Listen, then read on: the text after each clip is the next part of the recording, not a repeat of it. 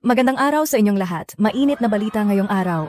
Isang malakas na lindol ang yumanig sa Davao Oriental at ayon sa mga opisyal ng Philippine Institute of Volcanology and Seismology, ito ay may lakas na magnitude 7.6. Naitala ito bandang 9:30 ng umaga at ang epicenter ay nasa may karagatan sa silangan ng bayan ng Manay, Davao Oriental. Mababa lamang ang lalim ng lindol, tinatayang nasa 10 kilometro, dahilan kung bakit ramdam ito hindi lamang sa Davao region, kundi sa iba pang bahagi ng Mindanao. Ayon sa PhilBox, dahil sa lakas at lalim ng lindol, agad silang naglabas ng tsunami warning para sa mga coastal areas ng Mindanao. Pinayuhan ang mga residente na naninirahan malapit sa baybayin na agad na lumikas sa mas mataas na lugar at iwasan muna ang pagpunta sa dagat. Ayon sa Pacific Tsunami Warning Center, posible ang pagtaas ng alon na aabot mula 1 hanggang 3 metro sa loob ng 300-kilometer radius mula sa sentro ng lindol. Ilang minuto matapos ang pagyanig, naglabasan ang mga video at larawan ng mga residente na nagmamadaling lumikas patungo sa mas ligtas na lugar. Marami ang nataranta lalo na sa mga baybaying lugar ng Davao Oriental. Ayon sa lokal na pamahalaan, inilikas na ang mga residente sa mga barangay na pinakamalapit sa dalampasigan. Nagpatupad din ng preemptive evacuation sa ilang bahagi ng Davao de Oro at Davao Occidental bilang pag-iingat sa posibleng epekto ng tsunami. Ramdam ang pag-uga hindi lang sa Davao Oriental, kundi maging sa Davao City, General Santos, Cotabato at maging sa ilang bahagi ng Northern Mindanao. Maraming nagsabi na matindi ang intensity ng pagyanig,